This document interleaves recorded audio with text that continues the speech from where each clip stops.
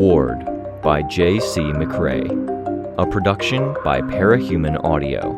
Performed by a cast of fans and volunteers. Please visit parahumanaudio.com to learn more. Thank you and enjoy.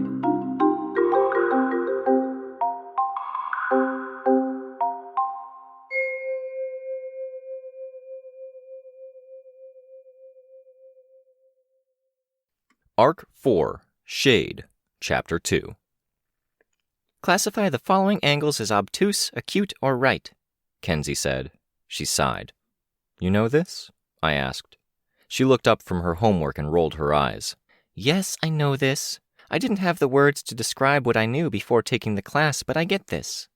Make it interesting, I said. Challenge yourself to try to answer as fast as you can, and try to get past where you're having to think about it and get to where the knowledge is automatic. Acute, acute, obtuse, right, acute, obtuse, acute, right, she said. I'm really tempted to sit down and make up my own questions to leave on the worksheet for the teacher, except I'd have to look things up to make sure some mathematician didn't already give it a name. What's it called when it's a full circle? 360 degrees of angle? I frowned. You're asking me to think back about 7 years right now. Complete, I think? Full, complete, or paragon, Chris said. All heads craned around to look at him. He was sitting in a corner, a table to his left, with so many things piled up that the bag, costume, snacks, and notebooks loomed well over the top of his head. He sat on a chair with his feet up on the seat, a comic and phone on his lap. He had his headphones on, but only one was covering an ear. He realized people were looking and frowned. What? You actually have a brain? Tristan asked. I studied it a few weeks ago, Chris said, shrugging, turning his attention back to his comic. I'm pretty sure I don't remember studying that when I was your age, Tristan said. I self-study. There aren't enough seats in schools, so they gave us the option of doing these workbooks and handing them in. I've lost track of how far ahead I got, Chris said. It's why I don't have homework. My regular schoolwork is the homework, and I get that done earlier in the day. Paragon, Kenzie said to herself, hunched over her worksheet and books, a pen in hand. That one sounds best. Let's call this one hyperparagon angle. More complete an angle than a circle? I asked. Yeah, she said. If you want to get into multidimensional space, then you have to get there somehow.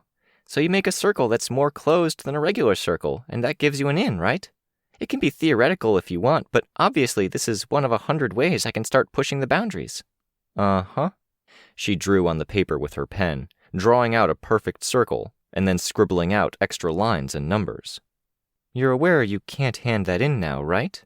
I said. It's fine, Kenzie said. Once you're there, you can start thinking about lenses' position to use the excess space you've given yourself and play that out. I heard somewhere that images that hit the back of your eye get flipped upside down, and the brain turns it back upright. So we write something down that lets us toy with that concept. Her pen moved as she wrote out a mathematical formula. And from there, we get the reflected extra space on the other side of the lens constant. In brief, we start talking about hyperparagon angles. Hyper is right, Chris muttered. Shh, leave her alone, Sveta said. Kenzie looked up at me. This is where I have to leave you behind, Victoria, because I get stuff that's hyper, but I can't help you get it. Frankly, you left me behind a minute ago, I said. What are the hearts, stars, and apples you're writing down? It's algebra, duh. You don't have to use X and Y or A and B. You can use anything to represent the variable. I like hearts and stars and apples. I feel like if you autopsied Kenzie, she'd have a bowl of breakfast cereal instead of gray matter. Kenzie spun around, sticking out a hand to grab the desk so she didn't keep spinning. She stared at Chris. I feel like if we autopsied you, Chris, we'd find you have one of those tumors with teeth, eyes, and hair in it instead of a brain. There's a good chance you actually would, Chris said. That'd be cool. Yes, it would, Kenzie said, very seriously. She spun herself around, grabbing the desk, now facing her defaced homework. Sveta walked over from the whiteboard, where she'd finished tracing the faces that had once been projected onto it. An artist's sketch of the players we'd seen and been involved with. Another part of the whiteboard had some name ideas. You can't hand that in, Sveta said. I said that already, I said, Kenzie looked up at me. People often ask how the tinkering stuff works. It's real easy. All it takes is closing a circle extra closed and having the right lens to use the wrinkles and bulges that result. Easy, I said, smiling a little. She continued drawing out math and lines. She had a steady hand when it came to drawing out geometry. I idly wondered if her tinker power played into that. She began drawing out a gun, similar to her flash pistol. The drawing of a woman's face was comparatively, almost ludicrously crude compared to the gun she'd drawn out.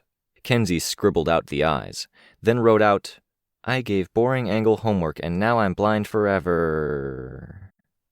She wrote out a few more R's and then paused, scribbling out boring and writing obtuse above the scribble. "Kenzie," Sveta said, with a truly impressive amount of disappointment in one word. Kenzie turned her head slightly, looking up at Sveta with one eye that twinkled with mischief. She looked back at her work, writing down an extra, "Oh no," by the teacher's head. I cocked my head, listening as Kenzie worked with renewed energy. "You're getting carried away," Sveta said. I looked at the boxes near Kenzie, saw the projector box to Kenzie's right had a face lit up. It was pointed at the whiteboard Sveta had been working on, but no longer projected the camera images of the faces. Reaching down, I plucked the pen from Kenzie's hand. She didn't protest or stop me, only leaning back as I picked up the paper. I walked a few paces away, holding up the sheet, glancing back at the projector box, and then walked another 2 paces. The projected image of the scribblings, tinker notes, and doodles disappeared. I turned it around to show Sveta. She took the sheet, then experimented with moving it inside and beyond the boundaries of the projector box. Kenzie perched on the edge of her seat, watching, her tongue sticking out between her teeth, where she lightly bit it. "Well played," I said. "I said it was fine," she said. "You did." "She filled in some of the right answers with a real pen marks while scribbling," Sveta observed. She turned the sheet around, moving it through the air. The scratched-out word with obtuse over it had been cover for putting obtuse into one of the blanks. "Very well played," I said. Sveta handed the sheet back. Kenzie put it down and moved her hand. The projector moved the image of the scribblings on her whiteboard, leaving the sheet normal. She flipped it over and sighed, head lolling back. Without looking at the sheet, she said, "Acute, right, obtuse. Acute, obtuse." Sveta approached, putting a hand on Kenzie's head. "How about instead of doing the math homework you could do in your sleep, you take advantage of having us here to help you with the stuff you aren't as strong with? What do you struggle with?"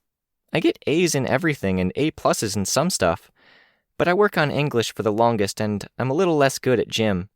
Mostly when I get bad marks, it's because I lost marks because my teachers are fed up with me." "Fed up?" I asked. "Mrs. Beyer docked my grade because I wanted to stay inside at recess to talk with her about a project, and she said I couldn't and she needed a break from me. She said no ifs, ands, or buts, and I said but, so she penalized my grade. Then when I tried to argue, she took off a mark for every word I said. 5 marks for 5 words, and 1 for the but. Don't even say it, Chris." Chris was talking with Tristan and Rein. "You're so self-important you think I'm listening to you?" Kenzie smiled, rolling her eyes a bit. "English, then?" Sveta asked. "It takes me the longest," Kenzie said. Sveta looked at me. "How were you in English?" B- or thereabouts, I said. "I did better with the courses I took in the hospital than I did in high school." "How come?" "I write good papers and I'm good with themes and symbolism, but the classes I took in high school spent so long on each thing I felt like my brain was turning inside out with boredom. I'd start resenting the books, and I sabotaged myself by not doing the related work or reading it myself." "Don't do that, Kenzie." "I do well in English, even with the parts we sit on forever," Sveta said. "I'll take point in helping Kenzie. You help?" "Sure," I said. My role ended up being even more backseat than that. Sveta had read the book, and I hadn't.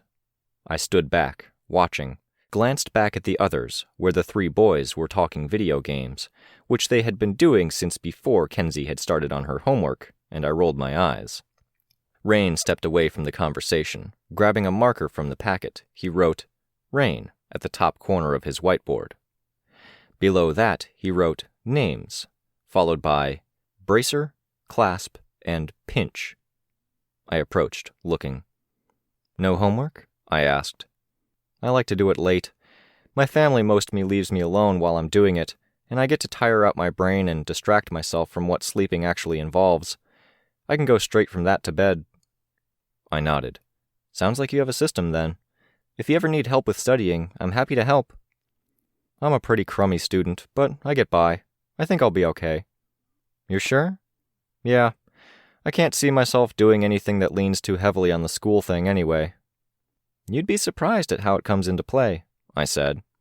Maybe, but I don't know if I see myself being alive and well a few years from now. That might be some of it. Because of your cluster? Because capes don't tend to live that long. Because things were going south well before Gold Morning, and it doesn't feel like anything's over or stopped. Every day I think about the fact that there are still Endbringers out there, broken triggers, dangerous people with too much power. There's heroes, people stopping those things. Maybe you'll be one of them. People die. It sucks, but not all of them die. Not all of us. I guess, he said. It might sound like I'm trying to ask for a pep talk, but I'm really not. Right now, I'm focused on things I gotta do, like a name. That was my signal to back off. Fine. Clasp is a fairly decent name. Could work with the right costume. I'm not sure it feels right with the blaster power. I was thinking of seizing something as a prelude to something, or unclasping as... It sounded better in my head.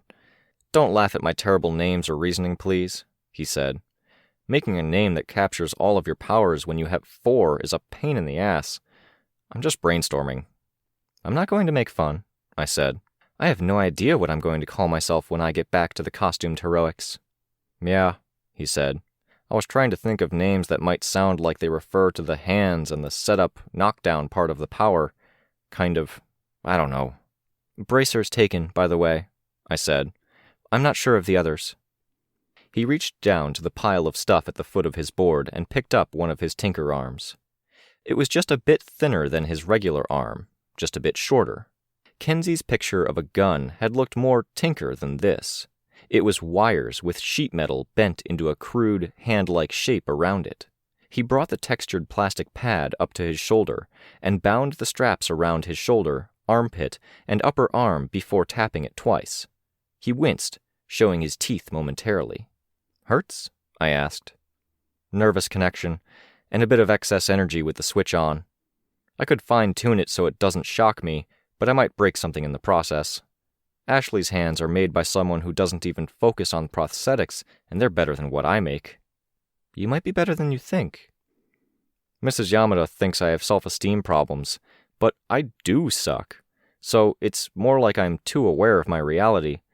My blaster power is okay because it's mine, but it's kind of all or nothing, leaning just a bit towards nothing, especially if I'm avoiding trying to kill, which I am. Okay, I said. I thought of him jumping off the train.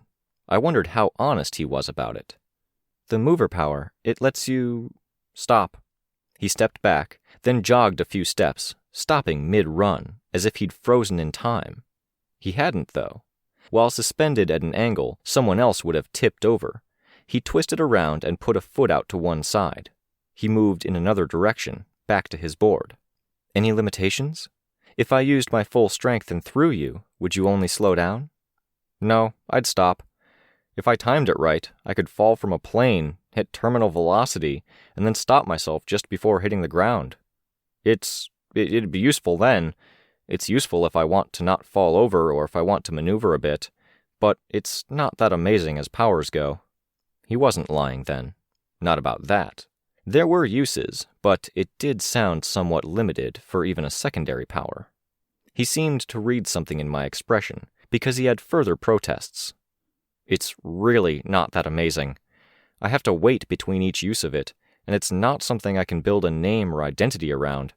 The emotion power has no impact or visual side to it, so it's out too. A few of the multi-triggers I'm aware of tend to have more... I'm not sure what the word is. Esoteric or abstract names?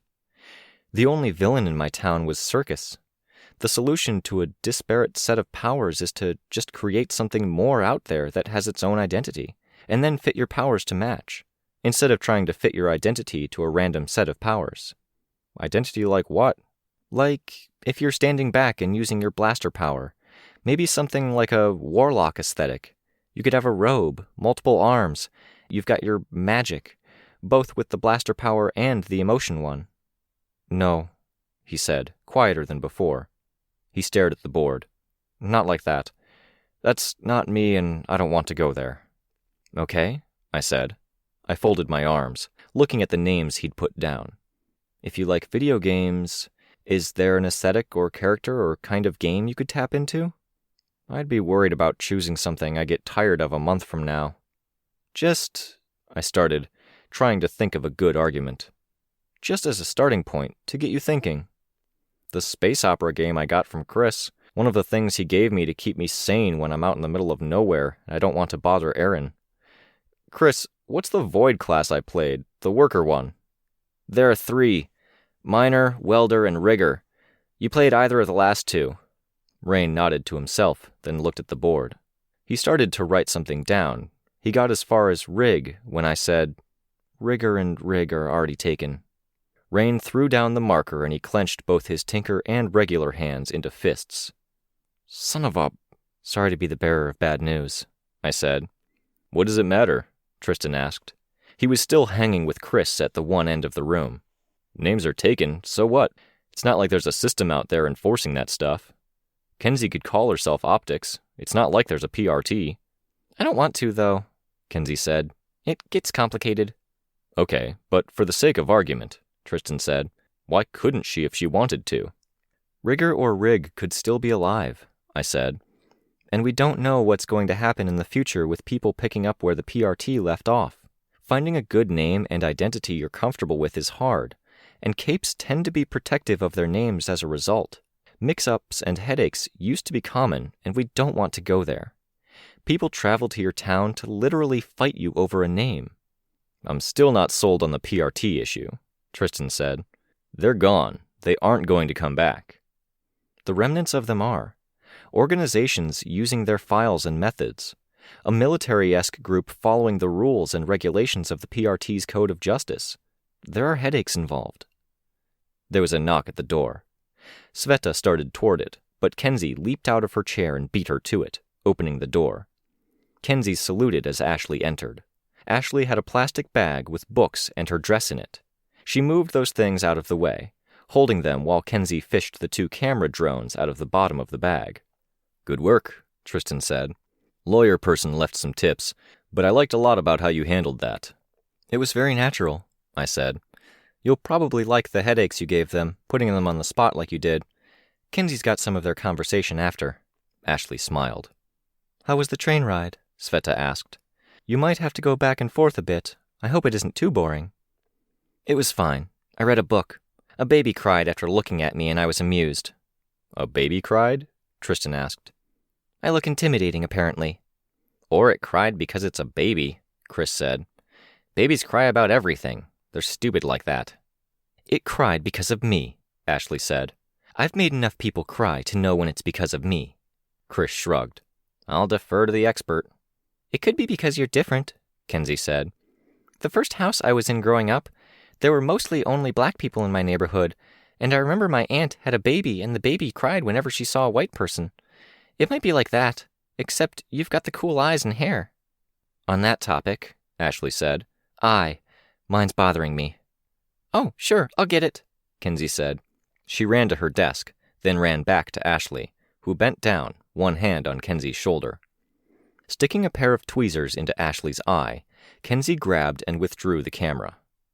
It had a flat head like a nail, but the camera's body more closely resembled a pin in how long and thin it was, with wires encircling its length in a double helix.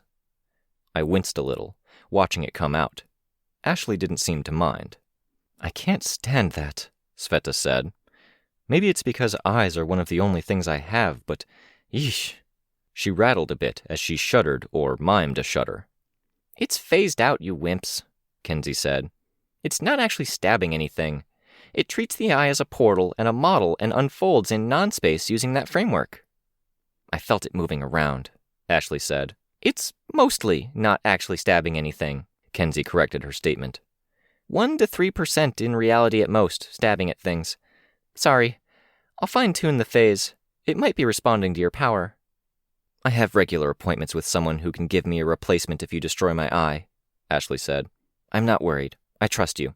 Awesome, Kenzie said, wiping the camera pin with a tissue. I wasn't sure it was awesome. I knew who that person was.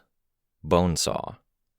We watched what we could before you left and the flying cameras ran out of battery, I said.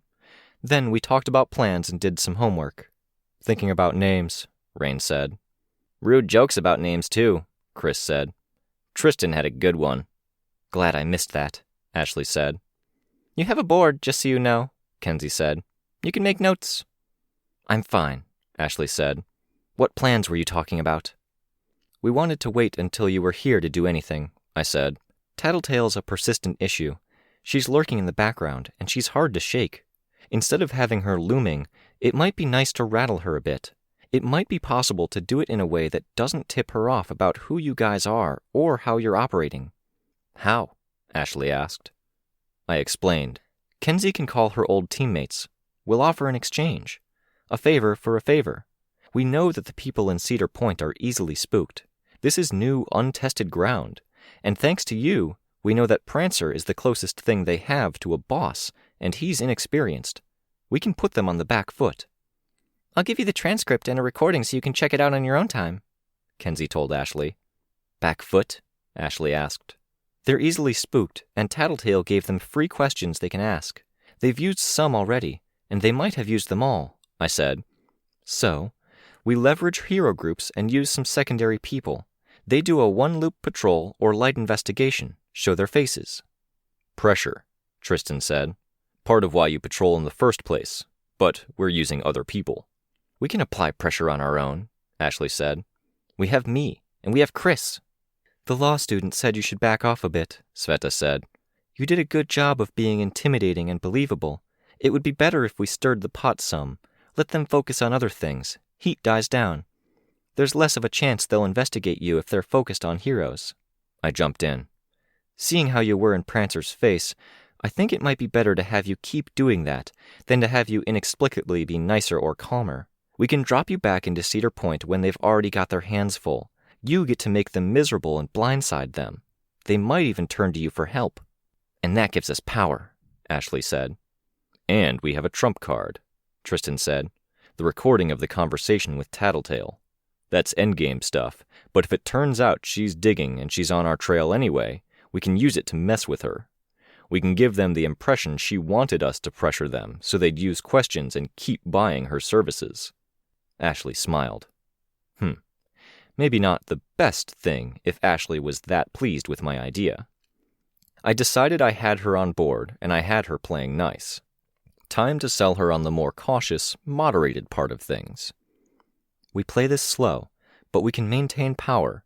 We can put them on the back foot, and we have a way of screwing up one of the major players on the bad guy's side. That last one is the kind of thing we'll want to consult outside parties for.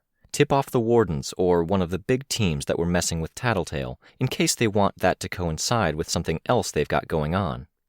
More people involved is more chances a spy gives up the wrong info, Chris said. Very true, I said. That's where it's good to make it so we're only calling people we know and trust, former teammates. I think we can reasonably assume the likes of Chevalier are fairly legit. Others, we control the information we give them. We do this smart. I like it, Ashley said. I can call my old teammates, Kenzie said, collapsing back into her computer chair. She put the eyeball pin camera into a jewelry box. I don't know if they'll say yes, but I can try. If everything else falls through, I can call Weld and ask if he knows people, Sveta said. There are options, I said. I met some people at the community center. They might help me out. I know people too, Ashley said. From my appointments. I can try asking when I next run into them. You're sure? You actually have hero friends? Tristan asked. No, but they're heroes other people trust to work with someone like me. We talk, and I can exchange favors with them. That's awesome, Sveta said. I'll call mine first? Kenzie asked. The others agreed.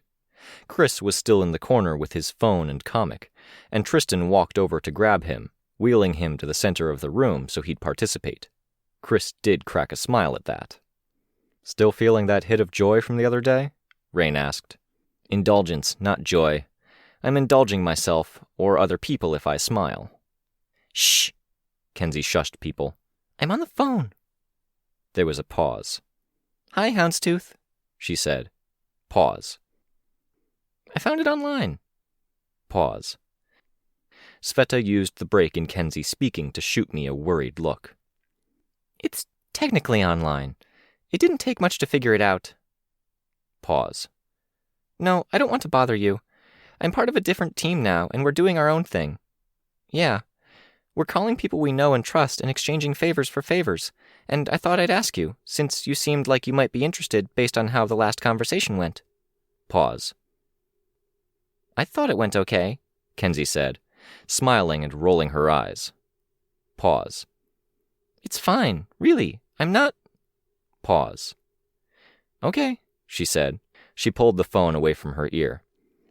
Houndstooth wants to talk to the person in charge of the group. I saw Ashley and Tristan exchange looks. I hate phones, Ashley said.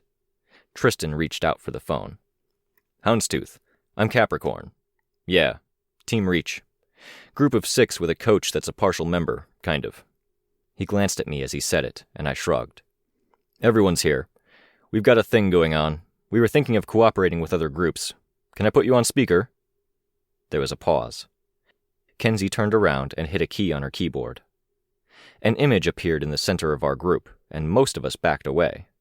A still image of a person. He had a sleek, Anubis-like helmet or mask that encapsulated his head. His actual outfit was sleek as well, but Western. Nothing of an actual houndstooth pattern, ironically. You're on speaker, I think, Tristan said.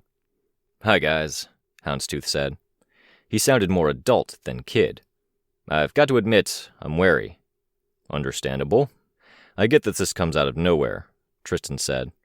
Listen, this is a take-it-or-leave-it thing. We're fine if you decide it's too much of a question mark and pass.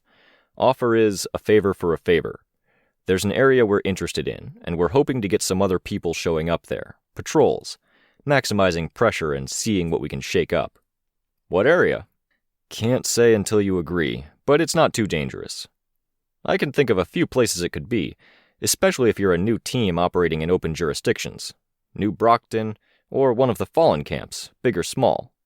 Kenzie wrote something down. She held up the paper. He's smart.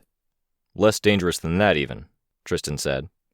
We show up, we patrol, make our presences known. What's the fallout?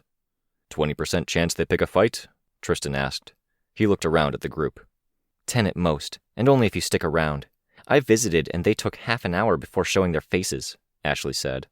They won't go for the jugular either. Worst case is they bruise your pride. I'm feeling more like this is one of those places the B-listers are moving to now. No comment, Tristan said. Yeah, Houndstooth said. And we can call in a favor in exchange? What sort? You patrol somewhere or help us pull off a complicated arrest? Kenzie pointed to herself. We've got Optics, who's not calling herself Optics anymore, for one thing, Sveta spoke up. You're lucky, Houndstooth said. Kenzie sat up straighter. But I'm thinking in other directions, Houndstooth finished. Kenzie slouched in her seat. What kind of directions? Tristan asked. I'm thinking. Capricorn, can I hold on to this favor without naming it? Tristan looked around. There were a few nods. Tristan said, Sure. That was my original take on how this would go. The others seem cool with that. I'll give you my phone number. Tristan gave his number. There was a break while Houndstooth took it down. If you're game, I think we can let you know where we're thinking of, I said. The others nodded, so I added, Cedar Point. Hollow Point in the villain vernacular. You know, Houndstooth said, it bothered me that it wasn't being looked after. That was my feeling too, I said. Who's speaking, can I ask? Victoria Dallin. I used to be Glory Girl, and I'm the coach, so to speak. I know the name. Hi. You're wanting to rattle these guys? That's the basic idea, I said. Basic idea? Even before you said that, I had the impression there was a less basic part to the idea. Am I right about there being more to this? Some. Nothing that impacts you negatively, I said. Tristan spoke up. We're hoping to tap some others, maintain pressure, and hold off on getting personally involved until we know how much reach these guys have. They're bit players. This thing happens now and again. It tends to self-combust. Tristan looked at me. Passing the ball to me? I said, We know how much reach they probably have, and there's some. Interesting. I went on. Personally speaking, I don't want this to combust. Some skirmishes are probably inevitable, but these guys aren't, as was said earlier, going to go for the jugular. I want to keep it limited to that. I don't want to see any places combusting either. If you think it's safe, and if you want to help save Cedar Point, I think I can sell my team on a patrol or two. That'd be great, Tristan said. If something happens and we get in over our heads, you back us up or call the bigger names? Of course, Tristan said. Probably the latter. We've got kids and stuff, and we've been urged on multiple fronts to keep on the down low. Ashley looked annoyed at that. All right, Houndstooth said. I know another team that might be okay doing something similar if you're wanting to get others on board. I can put you in touch with them, but I'd want a minor favor, one I already have in mind. If they're trustworthy and won't spill our role in things or why people are showing interest in Cedar Point, what's the favor? They are trustworthy. Before I commit my team, I want to meet you guys face to face. Grab a coffee or something. Glory Girl and Capricorn and whoever else is in a leadership position. Kenzie sunk further in her seat, so low her head couldn't roll backward off the back of the chair. Instead, she slid to one side, her head closer to the armrest. She indicated herself, pointing, eyes rolling back so the whites showed. I think that should be fine, Tristan said. He looked at Kenzie, and she nodded, exaggerated. Yeah, that's good. Great. The team I'm thinking of is Azure, corporate. I know them, I said. I'm not sure they're my top choice. I don't recommend them lightly, Houndstooth said. They're by the book, serious. They're strong for a small team. They stick to their word, and they're looking for opportunities to get out there. That last bit is what concerns me, I said. They're looking for exposure, and this team wants more subtlety. We want the villains in Cedar Point wondering why heroes are there and tapping their resources. And you get to see what resources they have. Basically, I said.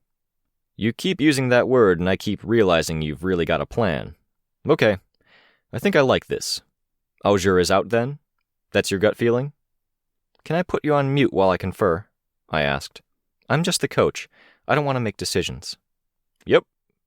Kenzie sat up and hit a key on her keyboard. A red X appeared over the mouth and ears of the hologram image of Houndstooth. Really weird that she had that, I noted.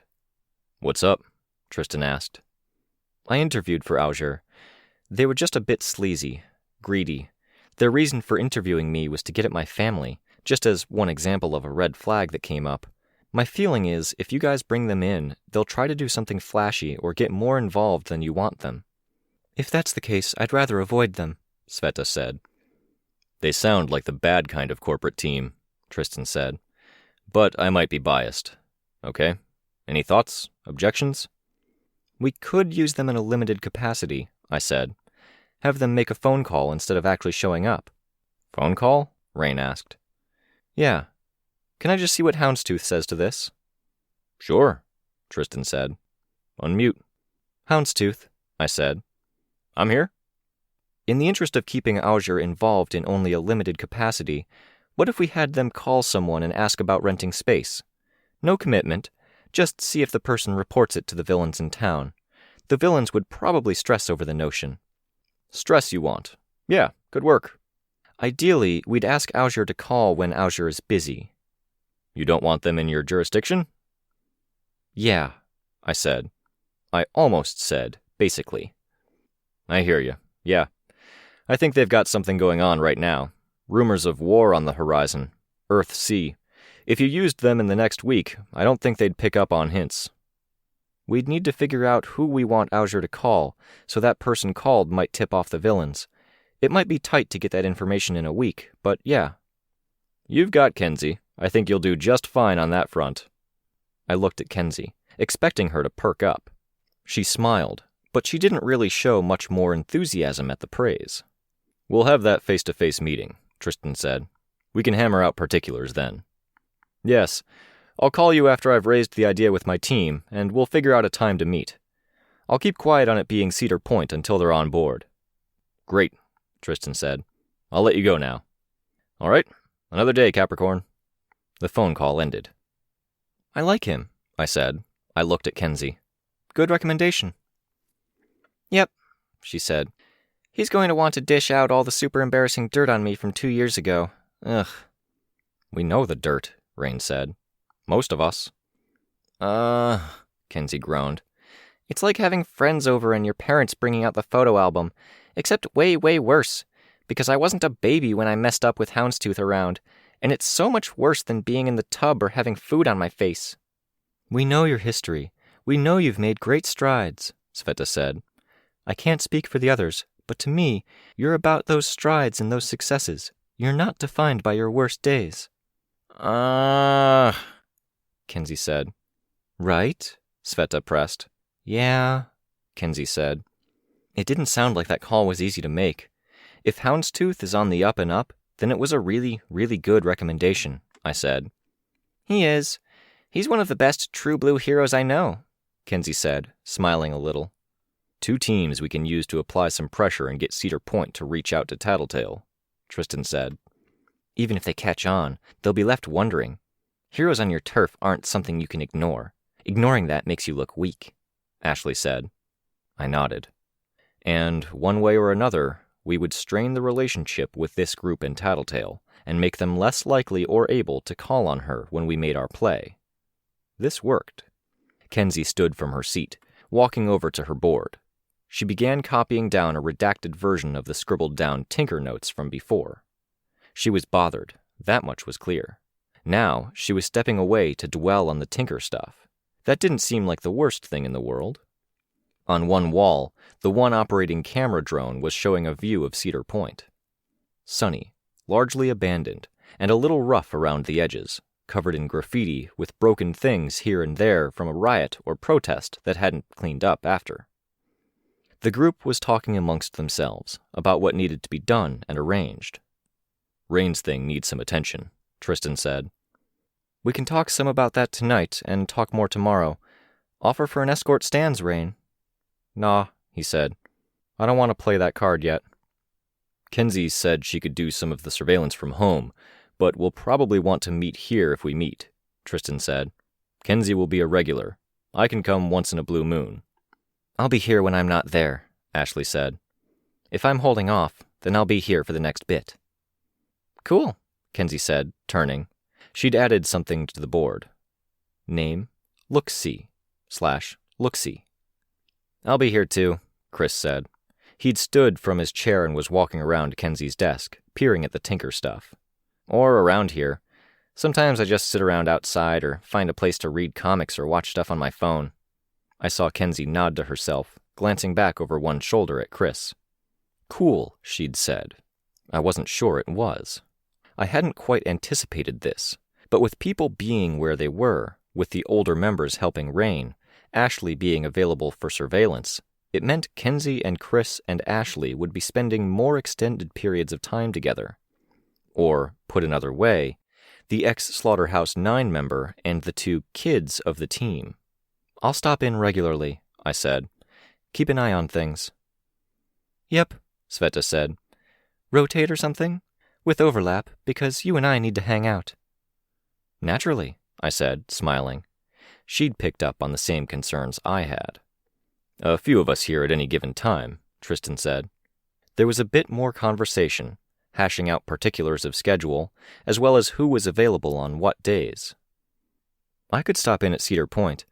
They know I was poking my head in before, but there's no reason to let them think I'm gone and dealt with," I said. "You've got the hero itch," Sveta said. "It's not the hero itch," I said. "It's that Tattletale told me to go away, and it means something if I don't.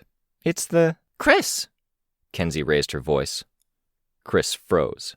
He was leaning close to her projector box. Stuff was piled on top. "Do not touch my bag," she said. way louder and more intense than was necessary.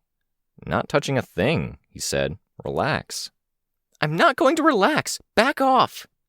"What, is it gonna blow up or something?" he asked, with a chuckle. Kenzie strode forward, through the group. "Step back and leave my stuff alone." "I didn't touch anything, really." "Kenzie," Sveta said. "he didn't touch anything." "And stop saying my stuff is going to blow up," Kenzie said, volume still raised. She shot a look at Chris and smiled. "Pretty please. It's really not funny." "That was my fault," I said. "I brought it up first. I've dealt with tinkers and hyperdimensional tech makes me nervous." "You're fine," Kenzie said. "You've been cool. I like you. I have more mixed feelings about Chris, and I have very strong feelings about things like my bag being messed with." Chris threw his hands up, retreating to the chair that Tristan had initially brought to the edge of where everyone was standing, and kicked at the ground, wheeling himself back to his corner. I met Sveta's eyes. We communicated more or less telepathically. More supervision would be needed. Kenzie was now rummaging, gathering her stuff and getting it organized. She had what looked like a gym bag, white with pink piping as its trim, and big plastic zipper tabs. She put stuff in it and then picked it up. "Want to have a chat, Kens?" I asked. She drew in a deep breath and sighed heavily, bag held close. "Fine." "It's not obligatory," I said. "It's fine. Yes, chat. You're cool. Some people aren't." "Referring to yourself?" Chris asked. "Not helping, Chris," Tristan called out. I led Kenzie out the side door to the fire escape that was the access to the mostly unfurnished apartment. The air outside was far warmer than the air inside. It was late in the afternoon. "Sorry," Kenzie said. She put her bag down on one corner of the fire escape, then leaned against the railing, looking down as she wound her foot around the strap. "It's okay," I said. "I'm really glad you're here," she said. "And I kind of like that you don't know all the bad stuff." "You're worried about what Houndstooth is going to say?" "I don't like being embarrassed," she said. "And it's really, really embarrassing." I didn't like standing over her, so I walked over to where the stairs met the little platform of rusty slats and sat down sideways with my back to the exterior wall of the building. Not facing her directly, but I could comfortably look her way. "I hear you," I said. "I said it before, but I'm grateful you were willing to get closer to that territory to help everyone out. I have things I don't like thinking about or getting into, and I know what it takes to go there." "I didn't even really think about it, so it's not all that," Kenzie said. "Are you okay?" I asked. "Is there anything I can do?" "Talking is good," Kenzie said, eyes on where the strap was wound around her ankle and foot. Have you ever been so humiliated that you wished the earth would open up and swallow you up?" "I think everyone has. It's part of being young, that you fumble your way through things." She said. I once embarrassed myself really, really badly." "Yeah?" "And it wasn't just one Earth that split open, but a multiverse of them. I was so humiliated an alien actually noticed and reached between those Earths and into my head, and now everything's messy and hard." "Sveta and the others seem to think you're doing better." "I am. I'm mostly good. I backslide now and again, but I get a handle on things and have people who help when I do." "That's good," I said. "That's an achievement, especially when you've got an alien tied to you.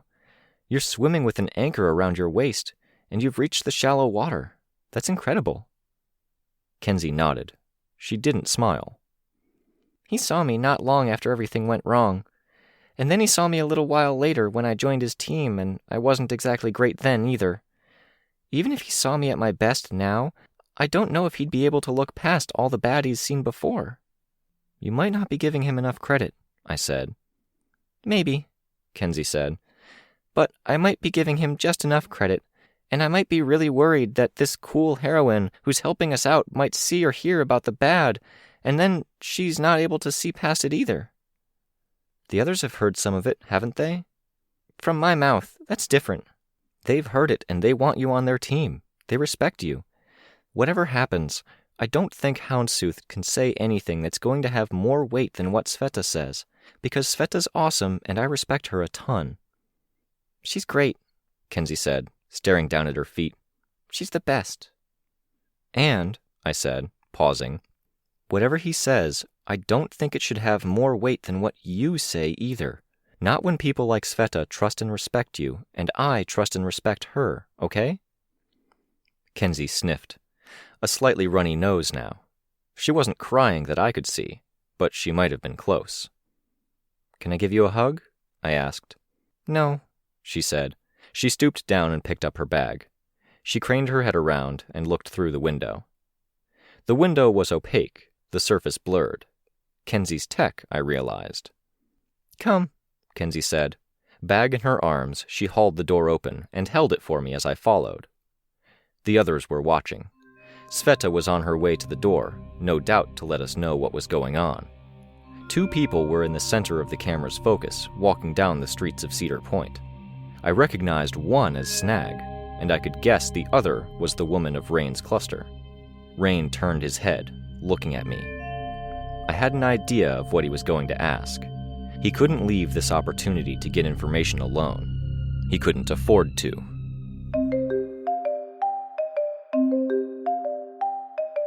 This was a production of Ward by Parahuman Audio. Ward and the Parahuman stories are written and owned by J.C. McCrae.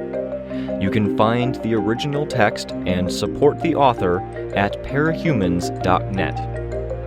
For more of the Ward audiobook, as well as other community works, please visit parahumanaudio.com. Music for this chapter was by Evan Witt. Find out more at wittynotes.com. Editing by Christopher Crispy Batkin. Narration by Robert Rein Ramsay. Find more of their work at our website. Thank you for listening.